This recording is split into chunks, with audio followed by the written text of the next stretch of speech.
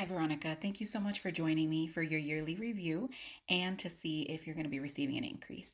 So, I just wanted to go over really quickly some of the feedback that we've gotten from some of your managers. Essentially, you've been doing great. The scoring system is between a 1 to a 5, and you basically got 3.5 to 4 across the board, which is great. We don't give anyone a 5 because I feel like there's always room for improvement. So, we never give anyone a 5, okay? So why is the score of 5 there if it's unattainable? Why is it even on there as an option? The score of 5 is there so that you can always have something that you want to achieve. Like you always want to reach for the 5.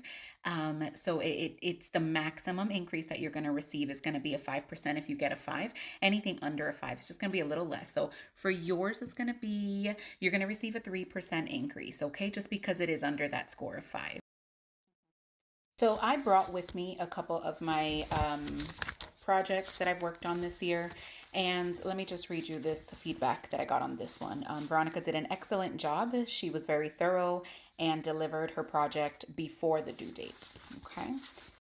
This one says Veronika is very proactive. She always anticipates my needs and was able to deliver an exceptional project.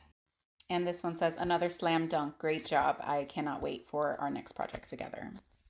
So I guess my question is, throughout the year when I'm doing these projects and receiving feedback stating that I'm doing excellent, how does that not translate to an excellent score of 5 when it comes time to give me my increase? Somehow, some way at the end of the year when I'm getting my review, I'm less than excellent. I'm average versus the above average comments that I've gotten throughout the year. It's almost like the comments that I get throughout the year while I'm working do not match with what the comments are when it comes down to me getting my increase. So I'm not accepting 3%.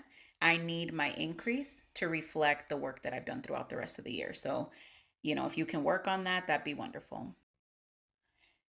Well, I can't authorize any additional increase. So I guess what I could do is take it back to leadership and see what their thoughts on everything are, because I just can't approve it right now. I can't approve more than 3%.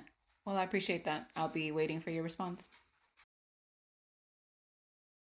Hey, Veronika, how are you? Do you have a quick second? Yeah, what's up? We've been reviewing late fees and how much we've been collecting, and your name came up as one of the reps that has been waiving a significant amount of fees. We really just need to collect these fees. We don't want you waiving late fees when it's not warranted. I'm actually glad that you brought this up. What you guys need to do is start holding escalations accountable, because out of the last 20 calls that I've transferred to escalations in the past month, 15 have gotten their fees waived after I followed policy and said no. So escalations gets to be the hero. No, I'm just going to be the hero. I'm going to lower my talk time and I'm going to be able to make these customers happy. This way my scores go up and I don't have to worry about being on the phone with them forever, fighting for no reason if as soon as I transfer them, they throw a little tantrum and they get their fees waived. So instead of holding me accountable for waiving too many fees, hold your escalations people accountable for not backing up the frontline agents, because we're the ones that are up here getting yelled at, getting screamed at, and then they get to be the hero. Nope, nope. Nope, I'm putting on my cape. I'm the hero now. Just call me Super V. Well, actually, that might sound inappropriate depending on how and when, where and why you say it. So, anyway, that's my take on that. So, thank you for bringing it up, but I'm not changing my behavior until your escalations people change theirs. Hey, Veronika, do you have a second? Yep. I just needed to bring it to your attention because I was told that you're a little difficult to work with and a little combative. Who told you that? I can't really tell you who told me to avoid. What do you mean you can't tell me? Well, to avoid any conflicts or, hostile work environment. Okay. And what was the situation that made me difficult to work with? I feel like if I tell you that, it narrowed down the person that it was with. So you're coming to me telling me that someone thinks I'm difficult to work with. You won't tell me who it is, and you won't tell me what the situation was. I just wanted to bring it to your attention. If this was a court of law, I have the right to face my accuser. How do you know that this person doesn't have a personal vendetta against me? I didn't. How do you know that this person's intentions are legit and not just trying to get me fired or try to get me in trouble when I can't defend myself adequately because you won't tell me who it is? I just wanted to bring it up so you could work on your Well, I behavior. can't fix a problem that I don't know is happening. If you won't tell me what the situation was or who the person was, then we don't even need to be having this conversation. I'm just trying to keep the peace. I don't want you to be difficult. I'm not trying to be difficult. I'm not trying to be difficult, but if you're going to come accusing me of something, then I want to be able to look that person in the face and make sure that they're being honest about what they're saying. But you want to protect them, that's fine. We don't need to have this conversation. And if we need to have it, then we're going to go to HR, and then all of us are going to be there, including this mystery person. Hey, Veronica, do you have a second? Of course. Without going into too much detail about who it is or anything like that, I just wanted to bring it up to you.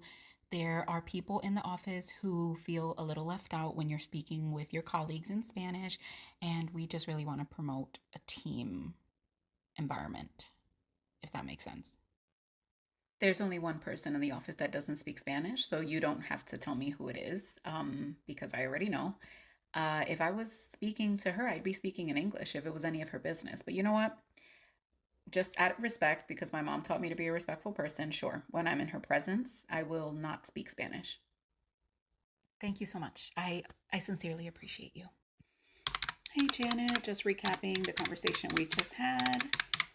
Tell Cassandra to mind her business and she won't have to worry about what language I speak when I am not talking to her. Please let me know if you have any questions. Thank you. Hey, V, can I bother you real quick? Yeah? I have a Spanish caller. Can I transfer it to you? No, you can't transfer it over. Why? She only speaks Spanish. Why not? Because apparently you have a problem with me speaking Spanish. So I am not going to speak Spanish for you. If it was such a problem, you wouldn't need me. So figure it out. Call the line. Do whatever you got to do. But don't count on me anymore to speak Spanish when you have a Spanish client. But I really need to make an appointment with this person. That's your problem, not mine. Should have kept your mouth shut. Congratulations on buying your first house. Here's your packet. Okay, perfect. So my payment for the next at least 12 months is going to be $21.50. Yeah, $21.49, but you can round up. Okay. Congratulations. Thank you so much. So here's your escrow analysis for the last year. You do have a shortage of $5,212. What do you mean a shortage of $5,212? It means you paid that amount under what you were supposed to pay last year. Do you remember when I was here last year and I asked you if my payment was $21.49? Yes, of course I remember. That's the amount that you were supposed to be paying. So you gave me the wrong amount to pay per month? Nope. $21.50 was the correct amount, and that's the amount that you should have been paying. Okay, so you told me $21.49. I paid $21.49. And now you're telling me that I'm short $5,000. Yes, exactly. That's exactly right. I need you to explain it because I just asked you if you told me the wrong amount and you said no. But I didn't give you the wrong amount. I gave you the right amount, $21.49. So you told me pay $21.50. I paid $21.50. You're telling me even now that that's the correct amount that I was supposed to be paying last year, but somehow I have a shortage of $5,000. So I should have been paying more per month than the $21.50 that you told me. It's like you're finally getting it. Why didn't you tell me that I was supposed to be paying more than $21.50? Because $21.50 is the amount that you're supposed to be paying.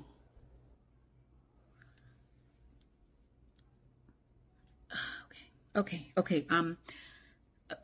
So what can I do about this? Because I can't pay $5,000 just in the blink of an eye like that. Understandable. If you can't pay by April 1st, then your monthly payment will just go up to $2,900. So if I don't pay the $5,000 by April 1st, my monthly payment goes from $2,150 to $2,900? Exactly. That's exactly right. Again, you're getting it.